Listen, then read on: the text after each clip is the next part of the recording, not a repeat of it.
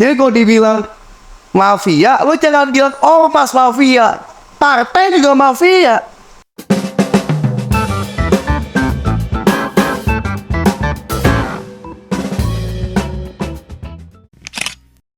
Hai, oke, hari ini aku lagi main ke Base Camp 234 SC, disambut langsung oleh Ketua OKK Dewan Pimpinan Pusat. Halo. Halo, apa kabar? Namanya siapa nih Bang? Kenalin dong. Oke, salam kenal buat semuanya. Gua Royan, kebetulan Kak Rahma lagi berkunjung ke Base Camp Bakers 234 SC. Ketemu sama gua di 234 SC ngejabat sebagai Ketua OKK Dewan Pimpinan Pusat 234 SC. Terus gimana? Dengar-dengar abang juga di Pemuda Pancasila ya? Ya, kalau di Pemuda Pancasila, kebetulan gue sebagai Ketua Majelis Pimpinan Cabang Pemuda Pancasila Jakarta Pusat. Wih, ngeri. Bintang tamu kita hari ini Ketua MPC Pemuda Pancasila. Siap. Yang Instagramnya udah verified itu loh. Yo. Oh, bisa tuh beli gak? Beli. Bercanda ya. Oke, aku mau nanya-nanya sedikit nih Bang. Pandangan Abang tentang Ormas gimana untuk pesta Pilpres. Pilpres 2024. Yes. Oke, Pilpres 2024 kayaknya udah mulai mendekati ya. 150 harian lagi. 150 harian lagi. Oke. Bukan waktu yang singkat ya. Bukan waktu yang panjang sebenarnya. Ini udah masuk waktu yang singkat untuk menuju pesta demokrasi, baik Pilpres, terus pemilihan anggota legislatif, ya. Apa tadi pertanyaan, persiapan? Enggak, pandangan Abang. Pandangan, oke. Banyak harapan sebenarnya dari ormas maupun masyarakat perihal Pilpres atau pesta demokrasi 2024 mendatang. Tapi kalau menurut pandangan pribadi gue ya, ini sebenarnya nggak terlalu berdampak untuk masyarakat ya. Karena ini cuma perpindahan kekuasaan aja dari A ke B. Ya. Kalau kita lihat misalnya kayak Pilpres ini ada 3 kandidat presiden. Oke, siapapun yang jadi nanti, kalau menurut gue pribadi ini nggak terlalu berdampak. Tapi kan visi misinya beda Bang. Visi misinya beda, tapi cara aja. Ini juga kan beda. Cara kerjanya beda. Tapi jangan kita lupa bahwa Indonesia ini, kalau kita lihat ya, ini menurut pandangan gue, jangan jadikan patokan. Kalau kita lihat sekarang, kita mulai dari anggota dewan deh. Kalau misalkan kayak caleg-caleg sekarang, ketika dia nanti jadi anggota dewan, mereka itu bukan memperjuangkan aspirasi masyarakat. Betul. Kita ini sekarang lebih kepada demokrasi. Boleh nggak kalau gue bilang demokrasi terpimpin? Boleh. Bebas. Kenapa gue bilang demokrasi terpimpin?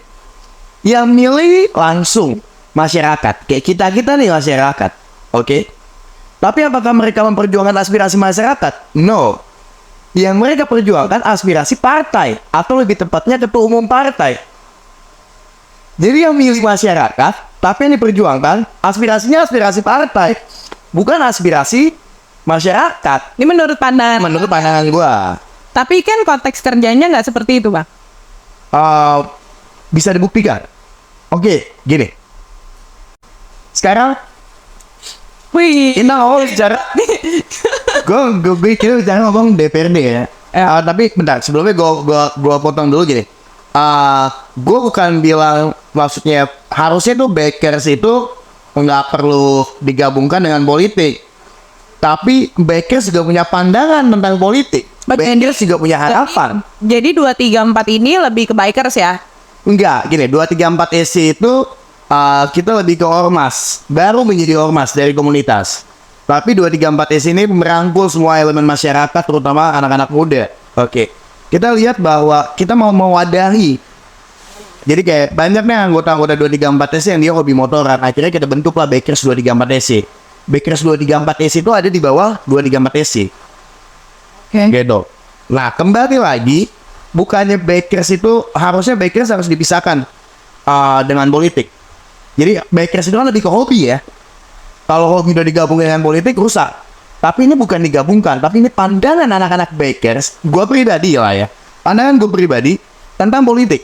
Yang tadi gue sampaikan bahwa kalau menurut gue, ini cuma perpindahan kekuasaan aja sih dari A ke B. Berdampak banyak ke masyarakat. Enggak terlalu. Kita nyari duit tetap sendiri. Hukum tajam ke bawah, tumpul ke atas tetap. 86 ketika lo ada masalah hukum tetap bisa. Yang namanya lo dekat dengan kekuasaan, lo bisa bebas hukum, masih. Siapapun presidennya dan siapapun anggota dewannya, menurut pandangan gue seperti itu. Ya. Ini berarti pandangan ke masyarakat juga ya, lebih masyarakat luas tentang pemerintahan sekarang dan Iya. ke depannya. Iya. Ya. Kalau harapan ya, jadi bicara harapan. Kalau gue berharap ini, Tapi kan sorry Bang, aku putus. Kayak presiden sekarang itu kan kita tahu sendiri. Mungkin yang si A akan melanjutkan proyeknya si A. Tapi kan yang si B belum tentu mau melanjutkan. oke. Gue paham yang dimaksud dengan Kak Rahman. Sekarang gini, ini masalah kepentingan. Aha. Oke. Kalau misalkan kandidat A yang jadi presiden, kemungkinan besar proyek yang dijalankan oleh pemerintah atau pemimpin sekarang ini nggak akan dilanjutkan. Yes. Iya. Ya. Oke. Investasi yang udah dilakukan di daerah tersebut bisa batal. Kalau gue pribadi, gue lebih setuju sebenarnya tidak dilanjutkan. Kenapa nggak dilanjutkan? Karena Indonesia nggak punya uang ya, bos. Terlalu memaksakan. Ini aspirasi ya. Ini aspirasi. Ini lebih ke aspirasi ya. Ini kalau pandangan gue ya. Iya. Kalaupun tetap dilaksanakan perpindahan ibu kota misalkan, kita sebut aja. Indonesia uangnya ada? Nggak ada. Utang kita udah selangit, bos. Kita mau tambahin lagi. Atau kita mau menggadekan satu wilayah untuk kepentingan proyek.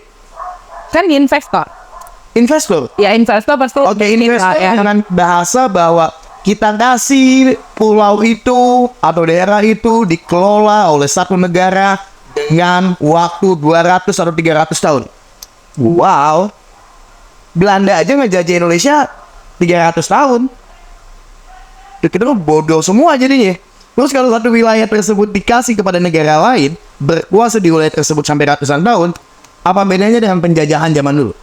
Kita memberikan ruang kepada negara lain untuk ya bahasanya berinvestasi. Tapi kalau menurut gue jadi penjajahan. Di wilayah tersebut nanti akan banyak pekerja-pekerja asing dan pekerja-pekerja pribumi akan nggak kekontrol nantinya atau jadi sedikit. Sekarang gini ya, berapa banyak yang namanya pemikiran-pemikiran cemerlang orang-orang yang jenius yang tidak dipandang di Republik Indonesia, dia malah diperdayakan di luar negeri. Nah, pada saat sudah berprestasi di luar negeri, dipanggil lagi ke Indonesia. Ya nggak mau lah. Sekarang gini, contoh, ketika ada satu orang dianggap remeh, tidak dianggap, lalu diambil oleh orang lain, ketika dia sukses, diminta suruh balik lagi. Kemarin lo ngeremehin gua. Kemarin lo nggak nganggap gue. Terus sekarang ketika gue udah sukses, lo mau ngambil gue lagi. Jeleknya pemerintah kita seperti itu gitu loh. Terlalu banyak masyarakat Indonesia yang berpotensi tapi nggak dianggap. Hasil karyanya tuh nggak dihargai. Gitu. Nah, itu kalau menurut abang itu tanggung jawabnya siapa bang kalau kayak gitu? Dan bisa nggak kira-kira dirubah? Ini lebih tanggung jawab bersama menurut gue. Kita nggak bisa nyalain pemimpin aja sih sebenarnya. Karena mental kita itu kebanyakan mental tempe. Kenapa gue bilang mental tempe? Berapa banyak sih anak-anak muda di Indonesia yang lo gila gengsi? Ini udah anak-anak muda. Apa yang aku bilang kemarin? Lagi. Gila gengsi. Kenapa gue bilang gila gengsi? Contoh, lo minta kerjaan. Dikasih kerjaan, lo milih kerjaannya. Udah kerjaannya cocok, lo milih gajinya. So, kalau gue pribadi, daripada gue nganggur, mendingan gue kerja. Walaupun apa yang gue kerjakan nggak balance sama yang gue terima. Tapi paling nggak gue ada pemasukan, kan gitu. Orang Indonesia ini, terutama anak-anak muda ya, kebanyakan ya, nggak semua. Dia punya instan. Berteman sama orang kaya, langsung pengen jadi orang kaya.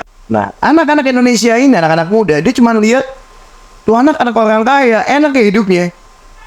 Coba lo cari tahu yang orang kaya, gimana dia bisa kaya? Oke, aku lanjut ke pertanyaan kedua ya. Oke. Buat Ormas penting nggak nih regenerasi politik kaderisasi untuk Indonesia? Oke, buat Ormas. Tadi kita bicara Bikers, terus kita bicara Ormas. Kenapa kita bicara Ormas? Karena tadi gue salah satu ketua Ormas Pemuda Pancasila, MPC Pemuda Pancasila Jakarta Pusat. Jadi masih masuk ya. Jadi nggak cuma Bikers, tapi gue juga posisi sebagai ketua Ormas. Apa ya? Jadi gini loh, kayak gue rasa udah waktunya anak-anak muda yang memegang tongkat kekuasaan di Republik Indonesia ini. Iya. Tapi tetap harus tutor dari yang senior. Kalau menurut aku, Seniornya kayak gimana dulu? Seniornya kayak gimana dulu? yang lurus, yang nggak pernah KPK sih, nggak pernah di penjara juga. Karena kan sekarang banyak ya caleg-caleg sekarang yang bekas koruptor, yang bekas Ya itu keluar penjara. mentalnya itu udah mental tempe. Jadi kalau gue lihat ya sekarang, bapaknya gubernur, gimana anaknya bisa jadi bupati, cucunya bisa jadi lurah, cucunya anaknya lagi bisa jadi RW, terus kayak demam kekuasaan gitu loh. Ujung-ujungnya apakah anaknya atau keturunannya Sama. berbeda? Enggak. Ujung-ujungnya konsep bapaknya yang dipakai, titipan bapaknya. Nanti proyekan ini kamu kasih ini ya, ini kamu ini ya. Jadi semua diatur. Kalau aku nggak setuju dengan politik penerus gitu loh. Ya contoh presiden kita Pak Jokowi, anaknya wali kota, mantunya wali kota ya. Bupati. Wali kota kalau nggak salah ya. Oke. Ujung-ujungnya kepentingan siapa? Kepentingan Pak Jokowi pasti. Ini perjuangan Solo. Bagaimana suara PDIP? Contoh lah, salah satu partai PDIP, dia bisa gol terus di sana. Kan begitu. Semua kan kepentingan. Kalau gue jadi presiden, gue akan melakukan hal yang sama. Ini harus dirubah sebenarnya. Ini yang harus dirubah. Udahlah, kalau misalkan anak pengusaha nggak usah diupayakan untuk menjadi politikus. Contoh salah satu partai, bapaknya presiden, udah nggak jadi presiden, gimana cara meneruskan anak yang TNI dicoba untuk maju sebagai calon gubernur. Pada waktu itu kalah, akhirnya karirnya dia di TNI nggak berlanjut, ya kan? Mau coba di wakil presiden. Di wakil presiden nggak terpilih, akhirnya ujung-ujungnya pecah koalisi. Kalau emang jiwa nasionalisme lo tinggi, nggak harus menjadi wakil presiden. Ngotot gak sih? Lebih ke ego gak sih kita ngeliat? Ini kan lebih ke ego, bukan memikirkan masyarakat, tapi lebih memikirkan golongan lo gitu loh. Itu aku setuju sih. Terus juga menurut aku banyak juga yang di bawahnya dia yang berjuang gitu ya. Ketika satu orang mencalonkan diri sebagai caleg misalkan, yang dijual bukan dirinya, tapi calon presidennya. Yes. Berarti lu nggak punya potensi perolehan suara yang harus diambil untuk 2 bulan tersebut minimal di angka 10.000. DPRD. Untuk DPRD kita bicara, untuk DPRD mungkin 80.000, 100.000, Yes. bisa 150.000, Aman 100. 100.000. Oke, kita bicara DPR RI, nggak usah bicara DPR RI nih, kita bicara DPRD. 10.000 lu ngirangkul suara dalam waktu 2 bulan cukup? Enggak. Itu makanya kan yang dibilang sebenarnya politik tahun ini nggak menguntungkan untuk pendatang baru. Kayak untuk dengar sorry nih bang, dengar abang juga bukan nyalek ya? Enggak, kemarin gua gak caleg, tapi akhirnya gua mundur.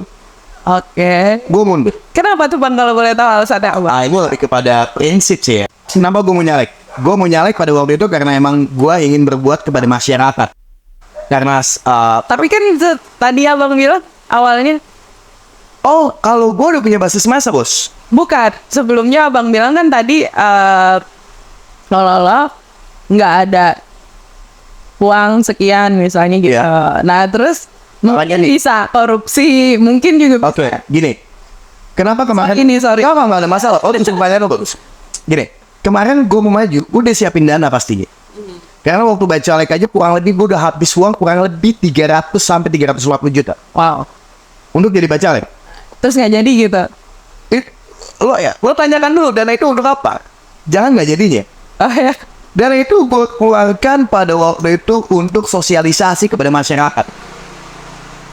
Soat, izin kalau gue mau nyalek, mencoba memperjuangkan aspirasi mereka. Dan waktu itu gue berdoa, gue minta ke setiap gue datang kepada masyarakat, gue cuma bilang gini, gue gak minta didukung, gue minta didoain dulu. Dan ada satu dua masalah, ya akhirnya gue berpikir, enggak, gue mundur. Mungkin ini doa gue yang dikabulkan sama Allah. Mungkin kalau gue jadi dewan, gue gak akan memperjuangkan aspirasi masyarakat. Gue malah justru memperjuangkan aspirasi partai.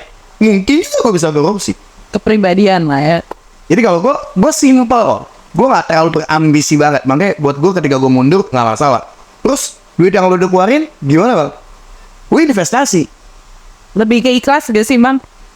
Investasinya di mana bang? Investasiku di pahala. Kenapa? Karena ketika kemarin itu gue datang ke masyarakat, ada yang butuh apa misalkan kanopi untuk acara-acara kepemudaan, oke gue fasilitasin. Ada yang butuh tenda untuk Gojek, gue fasilitasin. Ada yang butuh kursi roda, gue fasilitasin. Ada yang butuh mesin jet pump, gue fasilitasin. Ada yang butuh oksigen, gue fasilitasin. Jadi nggak sia-sia lah ya? Nggak sia-sia buat gue. Jadi ketika gue bantu, jadi amal jariah lah. cocok. Oke, kita lanjut ya ke pertanyaan ketiga. Ada upaya konkret yang dapat dilakukan untuk mendukung regenerasi politik, Bang? Baik konkret. Yang tadi gue bilang. Ini kalau gue pribadi ya. Kebetulan gue ketua Ormas Pemuda Pancasila MPT Jakarta Pusat. Gue ketua KNPI DPD 2 Jakarta Pusat. Gue ketua bidang OK Dewan Pimpinan Pusat 2 Dewan Pimpinan Pusat 234 SC. Oh banyak ya bang. Ada 3 jabatan yang gue pegang. 2 ketua, 1 ketua bidang. Gue selalu bilang sama kawan-kawan gue, lu rebut semua kekuasaan di Republik Indonesia ini. Semua. Mulai dari tingkatan RT, anak-anak muda ini harus bisa merebut kekuasaan. Mulai dari RT, RW, lurah, camat, bupati, gubernur, wali kota, gubernur, DPR RI, MPR RI, kalau bisa jadi presiden. Min. Lo mulai step dari bawah. Semua, gue bilang sama kawan-kawan gue, ada pemilihan apa misalkan, ketua KNPI, lo ambil. Ada pemilihan Karang Taruna, lo ambil. Ada pemilihan Kadin, lo ambil. Ada pemilihan apapun lo ambil. Kenapa? Harus anak-anak muda yang megang. Karena pemikiran anak-anak muda itu insya Allah lebih baik daripada pemikiran yang tua-tua itu. Tapi kan yang tua udah banyak pengalaman bang. Yang tua banyak pengalaman. Lebih banyak pengalaman buruknya daripada pengalaman bagus. Karena dia sudah terlatih untuk berbuat buruk. Loh kan nggak semuanya bang. Nggak semuanya. Anak-anak muda juga nggak semuanya baik. Ya kan anak-anak muda secara psikologis masih labil untuk mengambil keputusan. Anak muda atau anak kecil. Kalau gue bilang kalau orang udah muda di atas 30 dia udah nggak labil. Tapi kan Dia udah sama sikap. umur sama prinsip itu nggak bisa dipatok pada. No, sekarang lu bicara umur 50 tahun pun banyak yang otaknya masih kayak anak kecil. Ya. Ada umur 20 tahun dia udah dewasa pemikirannya. Jadi umur tidak menjamin kedewasaan seseorang, kan lebih dari itu kan. Sebentar. Jadi kalau gue upaya konkretnya apa? Rebut kekuasaan semuanya. Mulai dari tingkat bawah sampai tingkat atas. Setuju saya kalau itu. Oke, lanjut ke pertanyaan keempat. Menurut abang nih bang, ini agak sensitif sedikit nih. Mental apa yang perlu disiapkan untuk caleg-caleg yang belum terpilih? Jadi udah dewan. Pertama mental. sorry ya. Mental lo harus kuat dulu bos. Hmm. Lo mau jadi anggota dewan, lo mau nyalek, pertama lo harus tahu dulu kapasitas lo. Kira-kira lo mampu gak jadi anggota dewan? Kira-kira lo bisa gak memperjuangkan aspirasi masyarakat? Karena tujuan lo pertama itu adalah memperjuangkan aspirasi dari masyarakat. Oke, satu. Kedua, lo lihat materi lo cukup gak? Contoh, kalau lo cuma punya duit 5 miliar, lo mau nyalek buang 3 miliar, lo bego. Jangan lo nyalek. Berarti kalau caleg tuh emang harus punya uang ya? Nggak punya uang, lo bakalan jadi. Lo ngandelin siapa? Berarti yang katanya kalau nyalek itu masih ada tanpa uang tuh bohong dong? Bullshit. Oke, ini kita lihat ya sekarang. Ketika lo kampanye, lo mesti bikin atribut kaos, lo mesti bikin muk, lo mesti bikin bendera, lo bikin spanduk, lo bikin banner, lo bikin stiker. Pakai duit? Pakai. Berapa yang harus siapin? Bisa 2 miliar. Atau samain lah 1,5 miliar. 3 miliar, bos. Terus lo gak punya duit, lo menjadi dewan? Bohong. Kalaupun ada partai yang bilang, kamu gak ada duit, gak apa-apa, kamu maju aja. Itu cuma buat memenuhi kuota doang. Atau caleg yang kiranya suaranya gede, dia berharap sama si yang kecil-kecil buat nambahin kekosongan-kekosongan suara. Kalau lo gak punya duit, bullshit lo bakalan jadi. Oke. Antara dua, lo punya duit atau lo punya bohir. Kan? Tapi kalau lo punya bohir, lo harusnya diatur sama bohir lo. Ya. Contoh, anggaplah lo di DPRD lo ngambil komisi E. Komisi E itu kalau gue nggak salah dia di bagian kesehatan dan pendidikan. Nanti bohir bakal minta nih, proyekan-proyekan pembangunan sekolah lempar ke gue ya. Alat alkes lempar ke gue ya. Ujung-ujungnya lo Bang Budi. Mungkin nggak orang mau ngasih lo modal tanpa ada keuntungan? Ada pesan singkat nggak untuk para caleg yang mau nyalek dan yang gagal nyalek tadi udah kita bahas ya. Berarti yang udah nyalek aja. Yang udah nyalek. Yang mau nyalek. Yang mau nyalek. Pertama, kalau lo mau nyalek, yang tadi gue bilang, lo harus siap mental, lo harus siap uang, lo harus siap koneksi, oke? Koneksi itu perlu banget ya. Perlu, kenapa? Kalau lo gak punya koneksi di partai terutama, lo gak jadi apa-apa, bos. Pertama, lo bisa disingkirin di ujung, walaupun suara lo paling besar. Kedua, nomor urut lo bisa dimainin, yang tadi bagus jadi jelek.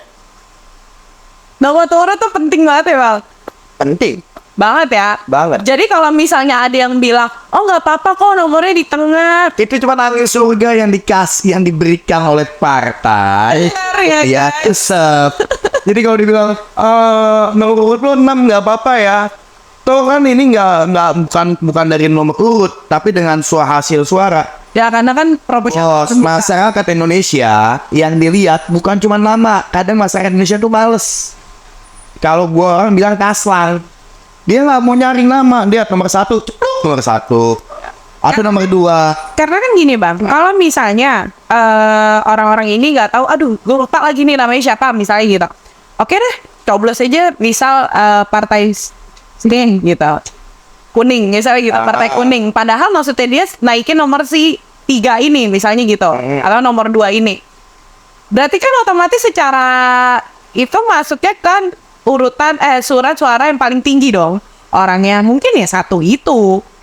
Ya jadi itu dia balik lagi. Jadi nomor urut itu sangat penting. Ya, kayak kan nomor urut ada yang paling bagus nih katanya 1, 2, 3 dari paling akhir. Gini, kalau hitungan, kalau nomor 1 itu biasa dikasih ke incumbent. Ini pengetahuan gue ya, yang udah jadi dewan. Nomor 2 itu biasa dikasih ke ketua DPD. Nomor 3 itu biasanya untuk suara perempuan. Oke. Jadi kans yang jadi itu kalau enggak incumbent atau ketua DPD, ya kan? Kalau perempuan, sorry, lebih pada pelengkap aja sih kalau menurut gua. Karena kalau perempuan nggak ada 30%, batal pencalonan di dapil tersebut. Oke, mantap. Terus. Oh, lo nyalek juga ya? Wah, oke. Mat. Siti Rahmayanti Bajeber. Nomor urut 2. Oke. Barusan banget nih dia ngomongin Ya, tapi apa? saya kalau tapi bukan ketua DPD, bukan ini, bukan itu. Saya benar-benar pure loh, Bang. Ya bagus. Kalaupun lo jadi, gue cuma berharap jangan terlalu mau patuh sama partai. Ketika partai tersebut berlawanan dengan kebutuhan masyarakat, lo harus bisa berani berbicara tidak. Walaupun resikonya lo di PAW. Diganti. Yang tadinya caleg nggak jadi, lo disingkirin, diganti gitu. Lo nggak masalah. Prinsip.